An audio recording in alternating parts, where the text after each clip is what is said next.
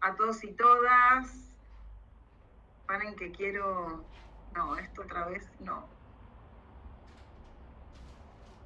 ¿No?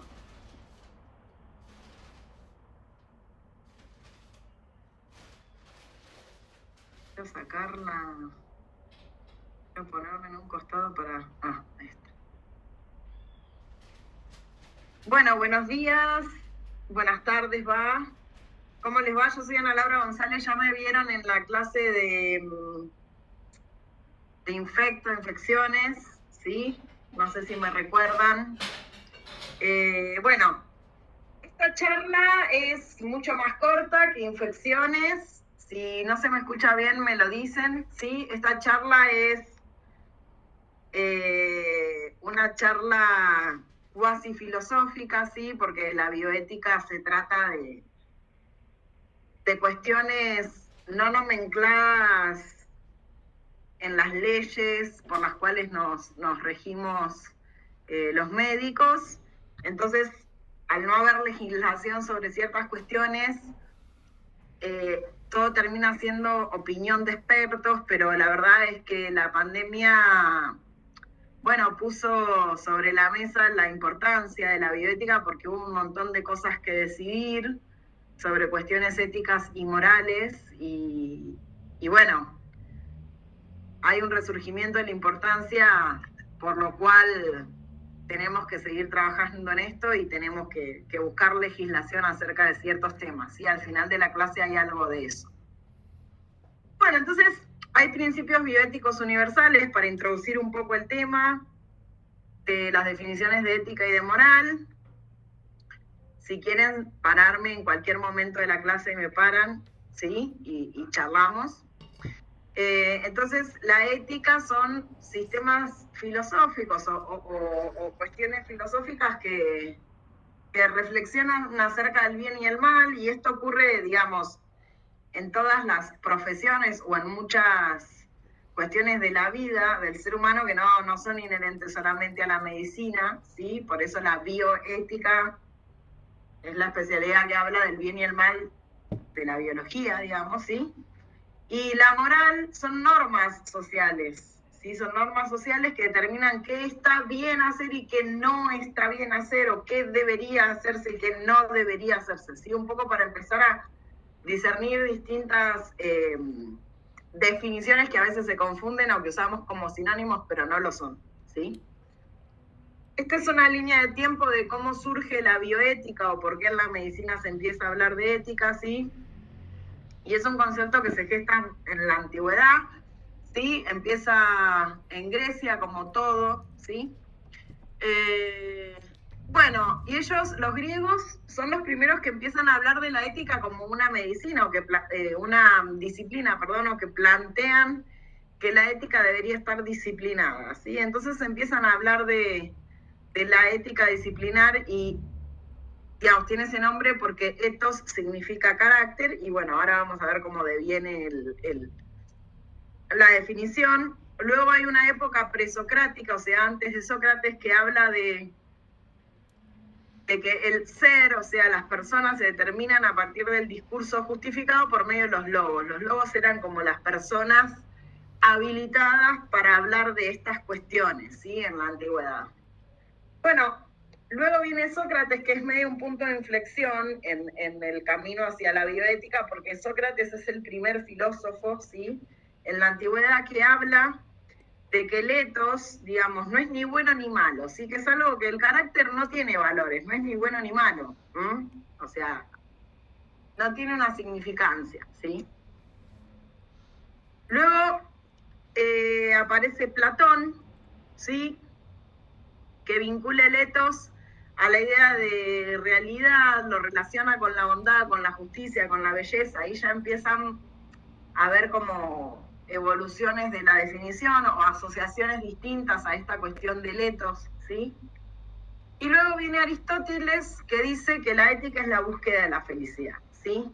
Y él es el primero que relaciona, digamos, el término de ética con el buen obrar y el buen vivir, ¿sí? Bueno, aquí se termina una época muy filosófica de la antigüedad con la aparición del cristianismo, y aparece Dios en el escenario, y ahora los cristianos o el cristianismo dice que ethos es lo bueno, lo malo, lo justo,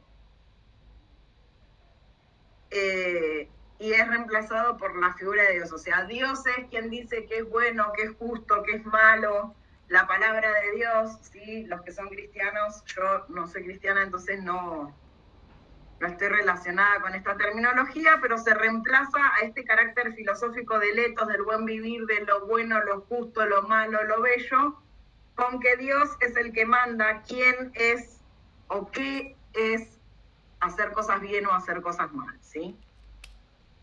Bueno, posterior al cristianismo y con el surgimiento de la filosofía medio moderna, ¿sí? Aparece Kant. La época de Kant, que es un filósofo muy conocido, no sé si leyeron alguna vez algo de Kant, es bastante interesante.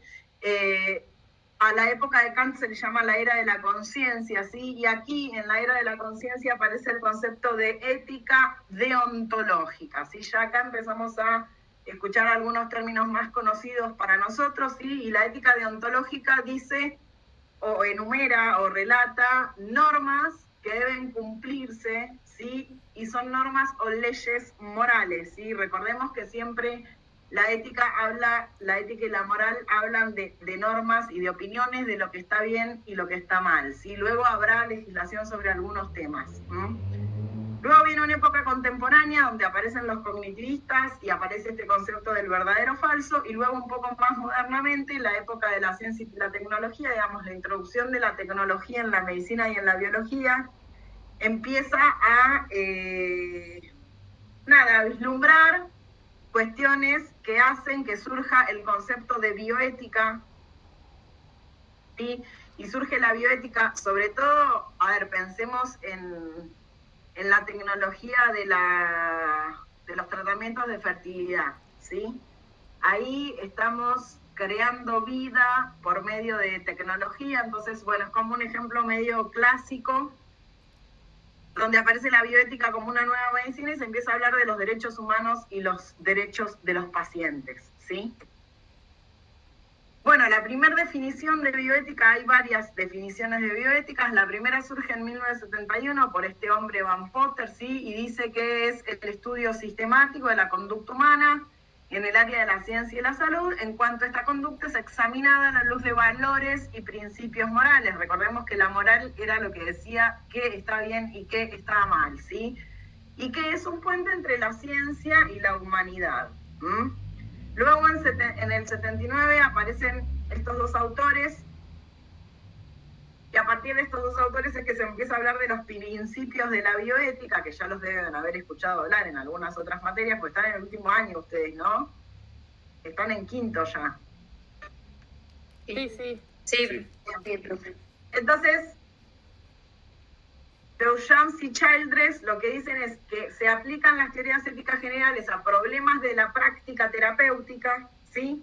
De la asistencia a la salud, la investigación en medicina y en biología, e incorporan ahora sí los principios de autonomía, beneficencia o no maleficencia y de justicia, ¿sí? Bueno, este estudio que para mí está súper bueno, ¿sí? Es un estudio que duró muchísimos años y es un estudio que se utiliza como ejemplo porque en ese momento se está estudiando la sífilis, ¿sí? En este estudio tomaron una cohorte de varones negros, o sea, empiecen a significar ciertas cuestiones, ¿sí? La cohorte de varones negros no eran blancos, ¿sí? Y eligieron estos varones negros para hacer el grupo no tratado de la sífilis para ver qué era lo que pasaba, ¿sí? Y entonces hicieron un tratamiento de casos de hombres blancos versus hombres negros, que eran los controles no tratados, ¿sí? Para estudiar el tratamiento de la sífilis. Bueno, este es medio un estudio que refleja mucho, sobre el cual podríamos debatir muchísimo cuestiones bioéticas, ¿no? Hoy en día esta cuestión es directamente impensada que suceda. Bueno, pero en ese momento, a pesar de que había definiciones de bioética y demás, a nadie se le ocurrió que era medio xenófobo agarrar el grupo control y agarrar varones negros no tratados para ver la efectividad de un tratamiento de sífilis, ¿sí? En 1979, entonces surge un informe que se llama el Informe Belmont, que habla de los principios éticos y las pautas para la protección del ser humano en la investigación, ¿sí? Surge a raíz de este estudio de la sífilis en varones negros. Este informe entonces unifica los principios éticos fundamentales del respeto a las personas, protegiendo la autonomía, la beneficencia y la justicia, ¿sí? Y bueno, en el 79 se le agrega al de beneficencia el principio de no maleficencia. Por eso hablamos de beneficencia o no maleficencia, ¿sí? Childress y Beauchamp introducen esta cuestión de la no maleficencia. Así que no es, digamos, uno lo usa como un sinónimo, pero en realidad no es un sinónimo, ¿sí? Bueno, entonces los principios de la bioética tienen una definición, cada uno, la autonomía es el respeto por lo que la persona expresa que quiere o no quiere, básicamente, ¿sí? O sea, ese sería un resumen corto, ¿sí? Los pacientes son seres autónomos, ¿sí? Y tienen absoluto derecho sobre las decisiones de su cuerpo, sobre los tratamientos, sobre su información, ¿sí? Por eso ahí entran en juego definiciones como la confidencialidad, la privacidad. Fíjense que por ahí, bueno, ustedes que todavía son estudiantes, pero a veces cuando nos reunimos los médicos empezamos a hablar y ponemos ejemplos de los pacientes que, aunque no digamos sus nombres, de golpe estamos contando una anécdota y nos estamos contando entre nosotros, sí, no sabes lo que me pasó, pin, pin, y de golpe estamos relatando la historia clínica, datos privados de los pacientes que nunca les pedimos permiso para ver si los podíamos contar, ¿sí? No estoy hablando en el contexto de un ateneo o de una charla, de una decisión médica acerca de un tratamiento o una mala evolución de una enfermedad, ¿sí? Lo estoy hablando en una charla de café con colegas que por ahí ni siquiera están involucrados en el tratamiento del paciente. O sea, estamos tan acostumbrados a esta situación que estamos continuamente rompiendo derechos bioéticos de los pacientes, ¿sí? Infringiendo o no cumpliendo. El principio de autonomía, esta frase de Kant está muy buena, yo les puse algunas frases para que tenga un poquito más de llegada a la información. Kant dice que es la base de la dignidad de la naturaleza humana y de toda naturaleza racional. El propio ser racional debe ser la base de todas las máximas de acción, nunca únicamente como un medio, sino como una condición suprema que restringe el uso de todos los medios, es decir, siempre como un fin. El principio de beneficencia o no maleficencia se basa en la bondad, en un accionar correcto e idóneo, no realizando prácticas que lleven al encarnizamiento terapéutico, ¿sí? Entonces, cuando hablamos de no maleficencia, hablamos de no infligir el mal o el daño, ¿sí? Que es distinto de la beneficencia, y de ser bueno e idóneo y correcto. Pero bueno, se utilizan como sinónimos, ¿sí? O sea, es el mismo principio, beneficencia o no maleficencia. De prevenir el mal o el daño, de remover el mal o de promover el bien, ¿sí? De eso se trata este principio. El principio de justicia habla de la distribución de los recursos, ¿sí? Debe ser equitativa y no favoritista. Entonces, hablamos de justicia como proporcionalidad natural, justicia como libertad contractual, justicia como igualdad social y justicia como bienestar colectivo, ¿sí? La justicia entonces es un poco la que busca el equilibrio entre el principio de autonomía y de beneficencia, ¿sí? O sea, el principio de autonomía habla de que uno es dueño de lo que quiere recibir, difundir o saber. La beneficencia o no maleficencia habla de no dañar o promover el bien, y la justicia habla de que hay que ser equitativo en toda esta cuestión, ¿sí? Por ejemplo, si un paciente se niega a recibir ventilación mecánica, yo tengo que explicarle adecuadamente cómo es su evolución si él se niega a recibir un tratamiento que le va a favorecer mejorar su condición patológica, ¿sí?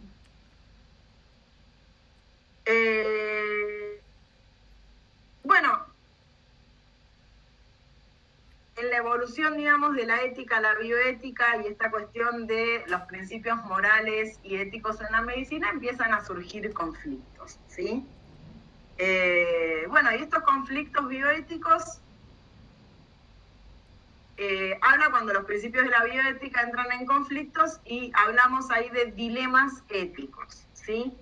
Entonces, ante un dilema ético, los valores que tenemos que respetar nosotros son valores ontológicos, que son valores sobre el ser, sobre la persona, la vida, la identidad, la integridad, y valores deontológicos, que son los valores sobre nuestro deber, ¿sí? Con el ejemplo anterior, yo...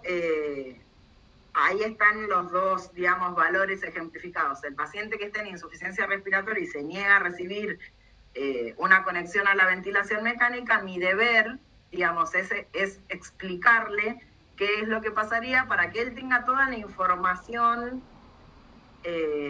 a mano para tomar esa decisión, ¿sí? Muchas veces cuando nos ocurre esto con los pacientes, que ocurre por falta de comunicación o de información, es raro que un paciente diga no, me quiero morir igual y se niegue a la atención médica, ¿sí? La mayoría de las veces los dilemas éticos o los conflictos ocurren por falta de comunicación o porque nosotros explicamos mal las cosas, ¿sí?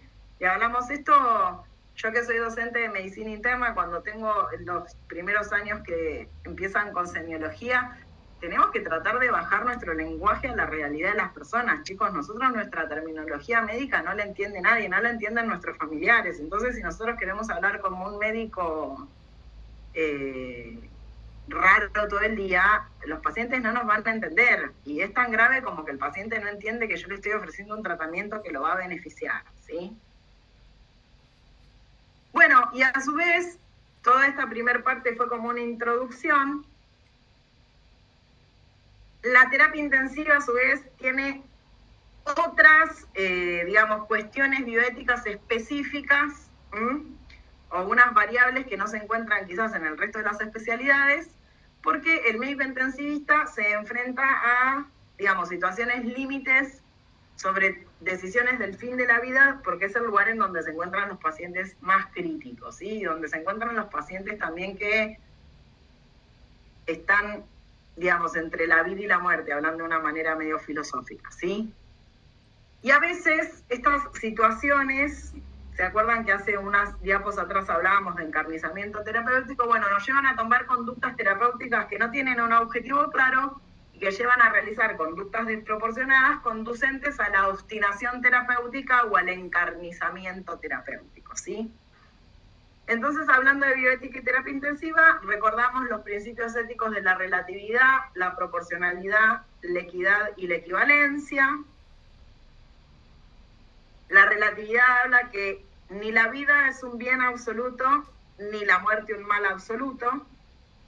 La proporcionalidad habla de el deber de no realizar acciones desproporcionadas o encarnizamiento terapéutico. La equidad habla de la distribución equitativa de recursos que no privilegian ni a uno ni a otro, y la equivalencia habla de que si una acción que yo estoy realizando no es benéfica para el paciente, obviamente, es lícito retirarlo, ¿sí? Bueno, como yo les venía diciendo, hay algunas legislaciones en Argentina que hablan de algunas cuestiones bioéticas como esta, que es la ley 26.529 y 26.742, que es la ley de derechos del paciente y su modificación de muerte digna, ¿sí? Esta ley dice que se reconoce el derecho de aceptar o rechazar determinado tratamiento o procedimiento médico o biológico con o sin causa, como así también a revocar posteriormente su manifestación de voluntad. Siempre se debe respetar la voluntad del paciente expresada en forma de una directiva anticipada, ¿sí? Esto está basado en el principio de autonomía.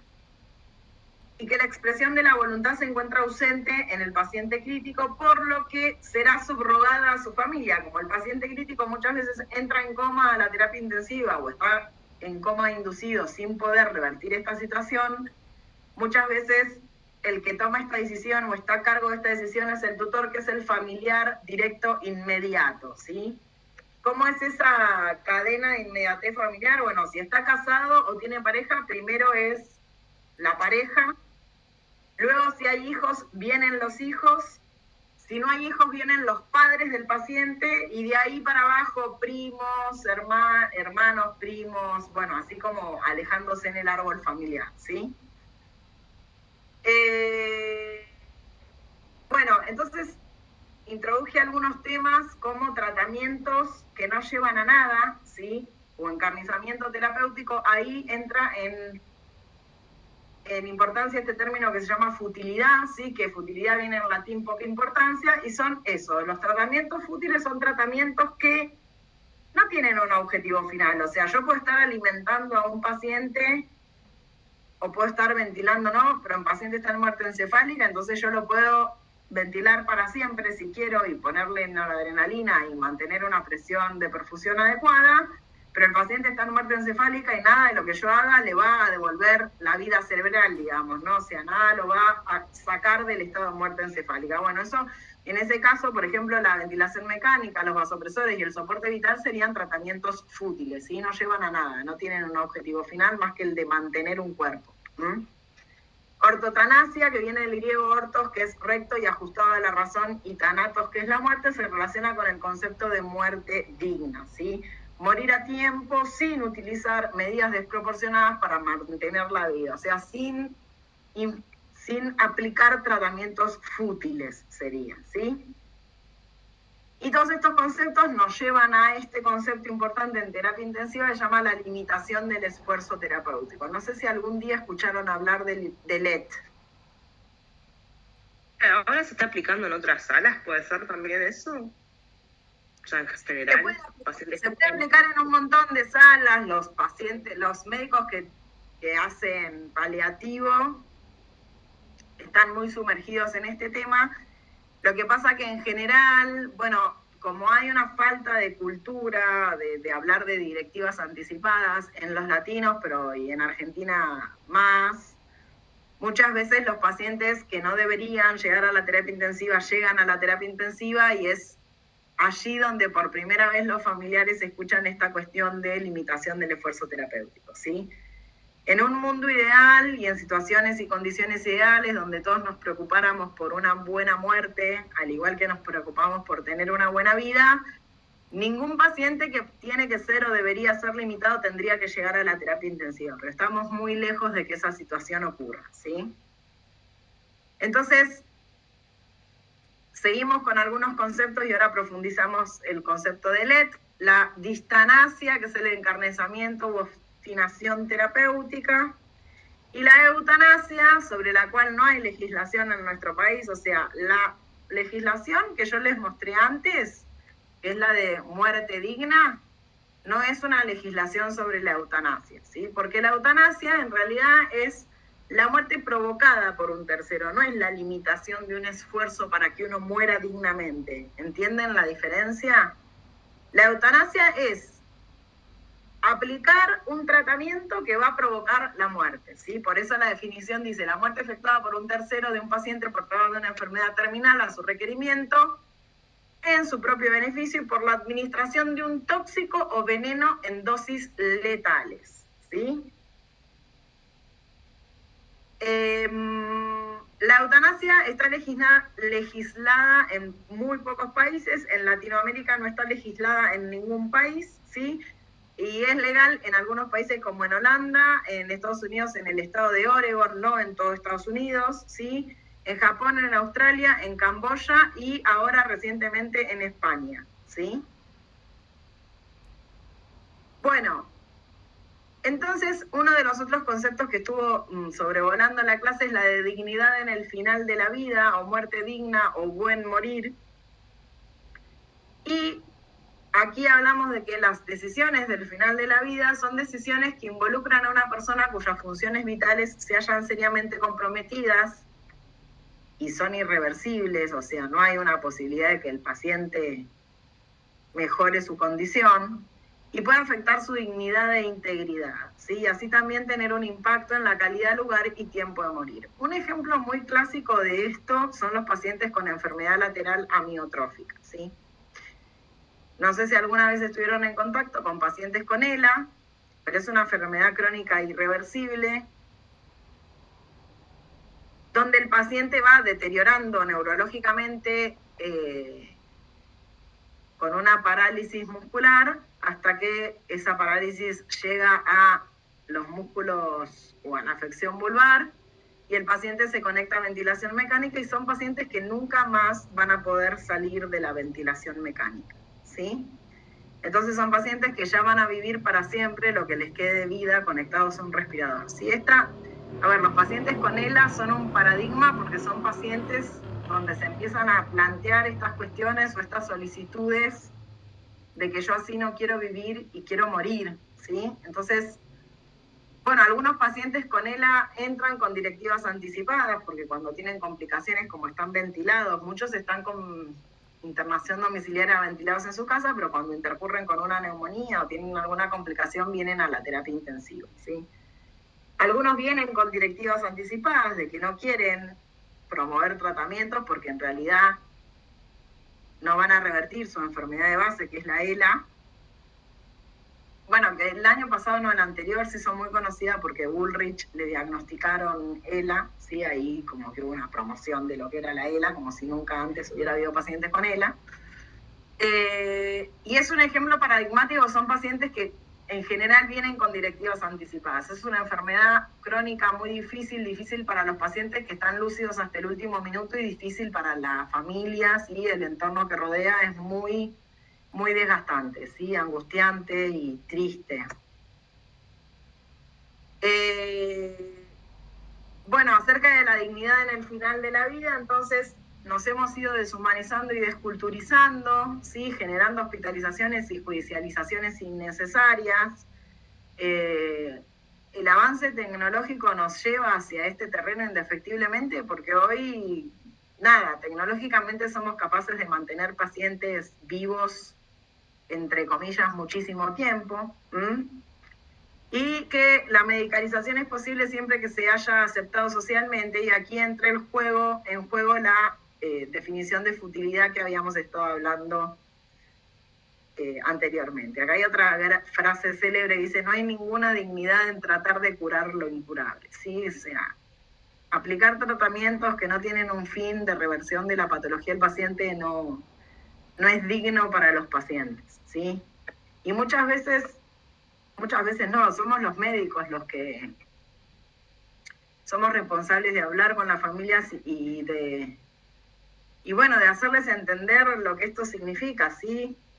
A veces tenemos pacientes internados en terapia intensiva 1 año, politraumas, pacientes secuelados, pacientes vegetativos posteriores a un trauma, jóvenes donde obviamente que es difícil, la familia tiene que atravesar por un periodo de aceptación de que el niño de 16 años que iba en casco sin moto quedó vegetativo, pero bueno, también tenemos que en su momento adecuado, a tiempo, ir tratándolo de una manera, poder explicar que nunca más va a haber una reversión a lo que el paciente era antes de tener el accidente, ¿sí? Que del estado vegetativo no se sale, lo de las películas de que 6 meses en coma y me paré y era mágico, no existe, ¿sí? Bueno, y hablando de dignidad en el final de la vida, se habla de la medicalización del morir. Aquí entra en juego el concepto de encarnizamiento terapéutico, que ya lo habíamos hablado, y que se define como la negación de la muerte, donde se imponen medidas extraordinarias que prolongan la vida artificialmente y de manera penosa y gravosa, ¿sí? ¿Por qué es penoso y gravoso que estemos conectados a un respirador cuando nunca más vamos a salir de eso, ¿sí? Bueno, hay algunos autores, sí, que trabajaron sobre esto, los trabajos son viejos, hay algunos trabajos nuevos. Todos los últimos trabajos de bioética hablan de asignación en recursos del COVID, que al final aquí no tuvimos que aplicarlos. Bueno, este trabajo de Toscani demostró entonces que en personas sanas el 64% son encuestas. De las personas preferían morir en su casa en vez de un hospital. Otros estudios en enfermos en estado terminal han demostrado resultados similares. Cuando uno trabaja sobre el tema y explica bien en pacientes terminales, ningún paciente quiere morir medicalizado lejos de su familia y lejos de su casa y de sus cosas, ¿sí? Morir fuera del hospital. Este proceso requiere entonces de un equipo médico, en general estos son los equipos de medicina paliativa, ¿sí? Que está formado por un conjunto de profesionales, no solo médicos, sino es un equipo de profesionales que se prepara para tratar y acondicionar la muerte fuera del hospital, ¿sí? Que en general es en el domicilio de los pacientes. Y tiene que estar dotado de un acompañamiento afectivo y espiritual muy profundo, muy estrecho y muy cuidado, ¿sí? Porque no es fácil tomar la decisión de morir en su casa, ¿sí? Loco o cuerdo, apestado, paralítico, las tendencias en los moribundos son las mismas. No sufrir ni morir solos. Tener al lado a otra persona que les tienda su mano, ¿sí? Esta es una frase que es espectacular porque ustedes imagínense ponerse en el lugar de un paciente con una enfermedad terminal que convirtió su casa en un hospital móvil, que tiene un equipo de acompañamiento y cuando llega el momento final viene una ambulancia, lo carga en una camilla fría, no se puede ni despedir de sus familiares, te meten en una terapia intensiva, te duermen, te ventilan y te morís así, cuando te estuviste preparando para no vivir esa situación, ¿sí? O sea, son situaciones extremas que explicando y comunicando cómo querés, preguntando cómo te querés morir, o sea, no tenemos que tener miedo de hablar de eso, ¿sí? En general los médicos somos los que nos prohibimos decir la palabra muerte, cuando sabemos muchas veces que el paciente está jugado cuando entra, ¿sí? Obviamente que hay un momento para aplicar esto, no podemos estar hablando con todo el mundo a los 5 minutos que viene tu hijo de 16 años que se la puso en moto, sin casco y entra destruido, decirle, mirá, se va a morir, no hagamos nada más. No, obviamente que hay un proceso y un tratamiento inicial, pero en algún momento de la estancia, cuando vemos que estamos haciendo futilidad o que estamos aplicando tratamientos que no van a ser efectivos, tenemos que empezar a evaluar estas cuestiones, ¿sí? Bueno, eutanasia y adecuación del esfuerzo terapéutico. Entonces, la eutanasia dijimos que no era legal en Argentina, significa provocar la muerte con un veneno o un tóxico, sí, y es el único supuesto que podría ser considerado un delito penal en nuestro orden jurídico, ¿sí? No así la adecuación del esfuerzo terapéutico, que es legal, ¿sí? Hasta el retiro es legal, ¿sí? Entonces, la adecuación o limitación del esfuerzo terapéutico, LED, tiene muchos sinónimos. Es una práctica mal llamada pasiva, porque no es pasiva la limitación, que resulta de la participación del médico, del paciente y de su familia. Ese es un primer concepto fundamental. No son decisiones que tome el médico por sí mismo. La limitación del esfuerzo terapéutico no es una decisión del médico, ¿sí? Es una decisión compartida. Si el paciente está consciente y puede decidir, forma parte de la decisión, y si no, la familia o los tutores legales, ¿sí? Profe, Sí, una consulta, no sé si se pueden hacer consultas en el medio. sí. Entonces, ¿qué sería? Por ejemplo, retirar el respirador no sería una eutanasia, sino una adecuación del esfuerzo terapéutico, algo así. Exacto. Ahora lo vamos a ver. ¿Cuáles Listo. son los tipos de limitación? Pero, ¿por qué no sería una eutanasia?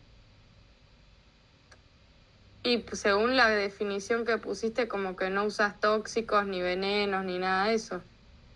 Exacto, yo no estoy provocando la muerte por medio de la aplicación de un tóxico o un veneno en dosis letales. Estoy retirando un tratamiento fútil, ¿sí? En ese sentido, no estoy provocando la muerte, simplemente estoy retirando algo que no sirve para aliviar la patología del paciente, ¿sí? Bueno, entonces en el contexto de respeto y confianza mutua de estos tres actores, ¿sí? El médico, la familia y el paciente, que alivian el dolor y el sufrimiento causados por la enfermedad, que no puede ser curada y que procura una muerte en paz. ¿Sí? Yo le agregaría esa definición, una muerte en paz y digna. Es un sinónimo de una buena práctica en la terapia intensiva y la materialización de un uso racional y equitativo de los recursos también, ¿sí? Por ahí es medio antipático hablar de costo-beneficio en estas situaciones, pero con el dinero que gastamos en mantener un paciente fútilmente, podríamos estar curando a muchos otros pacientes que no serían tratamientos fútiles, ¿sí? Es un estándar de calidad también, ¿sí? En los servicios de terapia intensiva. Bueno, existe entonces esta cuestión de las directivas anticipadas que habíamos hablado previamente, que en algunos pacientes, muy pocos, ¿sí? Yo puedo tomar una directiva anticipada cuando llegue el momento de... En general ocurre en personas que tienen enfermedades crónicas y terminales, ¿sí? A nadie que esté sano se le ocurre hacer una directiva anticipada por si algún día tengo un accidente o demás. Igual entre los intensivistas siempre hablamos, bueno, mirá, si me llega a pasar esto, desconectame, si no sé qué, no me sometas a esto. Es un medio de una directiva anticipada, pero la directiva anticipada tiene que ser algo escrito, ¿sí? Consiste en la declaración de una voluntad de una persona rechazando la implementación de métodos que considere extraordinarios y desproporcionados que prolonguen artificialmente la vida. En Argentina es legal, más allá de su escasa utilización. Y bueno, esto se los puse porque existe este síndrome judicial, ¿sí? Del ejercicio de la medicina defensiva, que provocaron limitaciones para el acceso al efectivo derecho a formular directivas anticipadas, promoviendo la consiguiente judicialización. O sea, ha habido casos, ¿sí? De juicios o de demandas por la aplicación de directivas anticipadas. Ahí les puse un amparo, ¿sí? de un juzgado en Mar del Plata. Pero bueno, esto no nos tiene que detener, ¿sí? Porque nosotros no está, o sea, a ver, está contemplado dentro de la ley en Argentina. Un aspecto controvertido de las leyes del derecho del paciente y muerte digna es que la expresión se debe realizar ante escribano público o sede judicial, la directiva anticipada, ¿sí? Por eso les decía que tiene que ser por escrito. Esto desconoce la realidad hospitalaria y es de dudosa constitucionalidad. ¿Por qué? Porque, a ver, es como la donación de órganos, ¿sí? Si yo alguna vez manifesté que quiero ser donante y mi familia manifiesta que yo alguna vez dije que quería ser donante, bueno, ahora somos todos donantes, ¿no? Desde la ley, no me acuerdo cómo se llama la ley nueva de donación. Pero antes, si solamente... ¿Cómo? Micaela. Ah, la ley Micaela es la de... La ley Justina. La ley Justina es. La ley Micaela es la de violencia de género. Bueno, la ley Justina. A partir de la ley Justina, cuando yo me muero, todos somos donantes. Igual no se está aplicando porque es muy difícil. Pero bueno, para la ley todos somos donantes una vez muertos, aunque hayamos expresado o no nuestra voluntad. Pero antes de la ley Justina,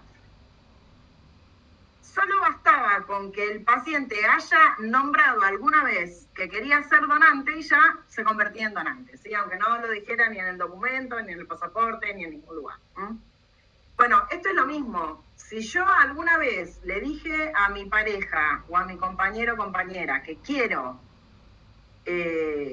no llegar a instancias de recibir tratamientos fútiles y que me desconecten, esa directiva anticipada tendría que sobrar. En general lo que pasa es que no hace nadie una directiva anticipada ante escribano público como la ley así lo requiere, y se llega a un acuerdo entre el familiar o entre el paciente si está despierto, y hacemos una pequeña redacción en la historia clínica y firmamos todos, ¿sí? Eso sería como una directiva anticipada, pero es como un acuerdo al que se llega donde yo dejo cierta cuestión escrita en la historia clínica que es un documento legal, ¿sí? Una vez que igual esté entablado el tema con la familia o con el paciente, no hay, yo les aseguro, ningún tipo de disputa judicial, porque es un acuerdo al que se llega entre todos, ¿sí? Si no llegamos a este acuerdo entre todos, es imposible aplicar una limitación del esfuerzo terapéutico.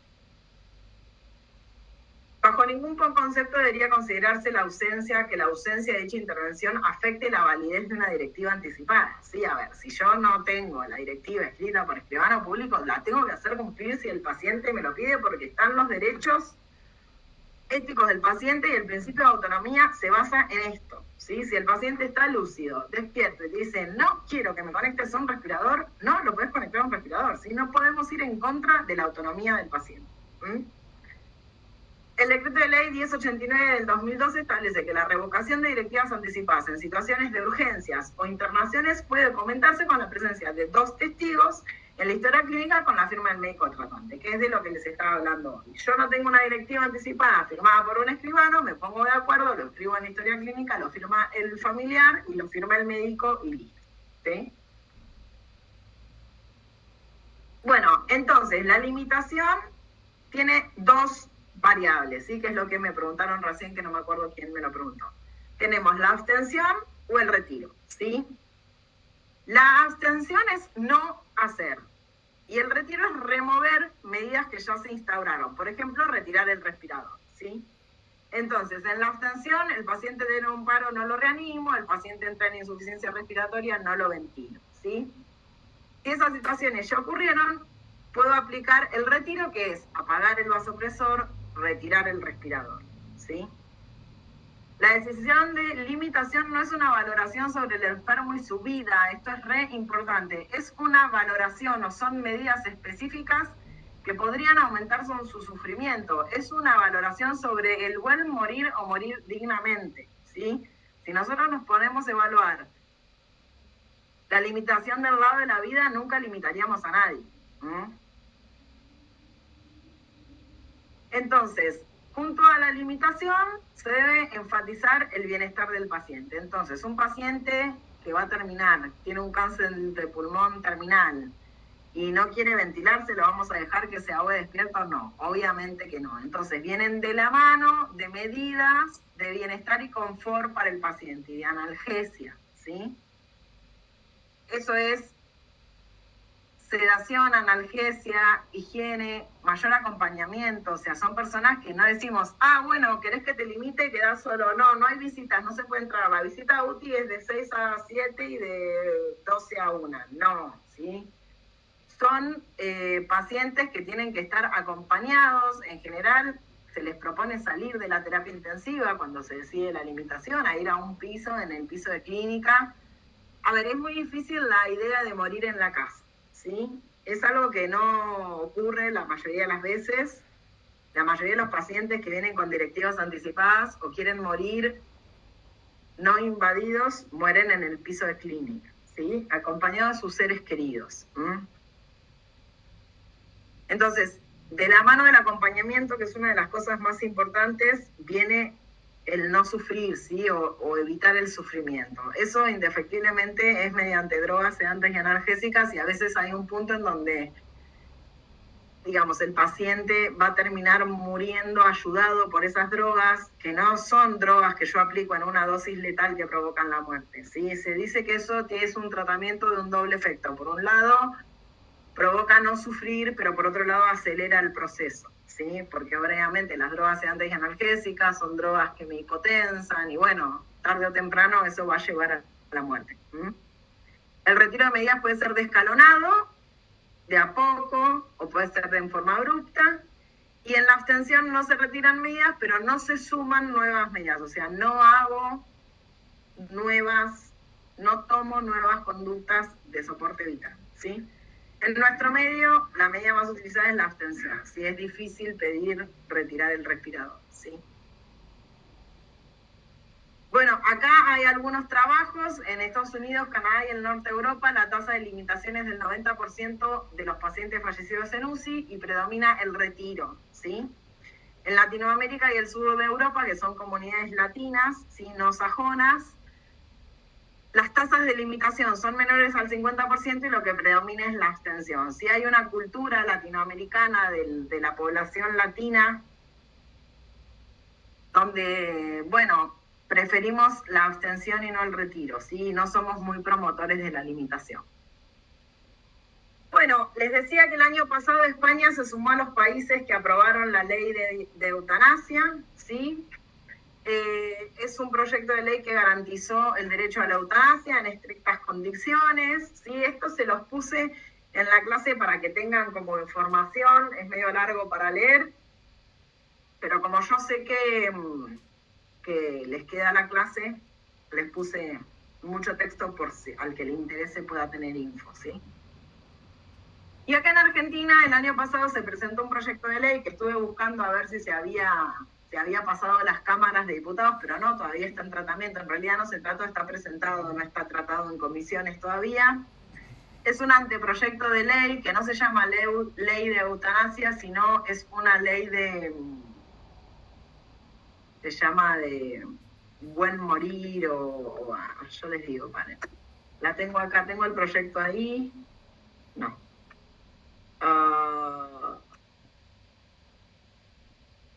Bueno, no dice eutanasia literalmente, creo que se llama buen morir o muerte digna. Esta ley aparece de buena muerte, ley de buena muerte, esa es. Aparece por un paciente, creo que era cordobés o de Santa Fe, no me acuerdo, que era un paciente con ELA, que solicita a un juez que le permitan morir por medio de eutanasia, ¿sí?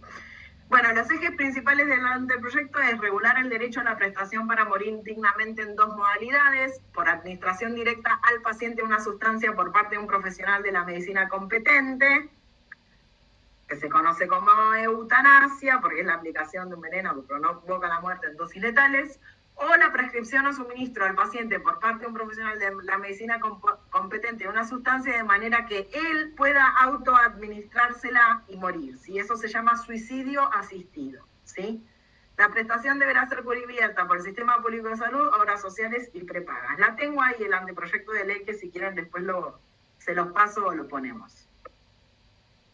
No, estoy yendo para atrás, perdón.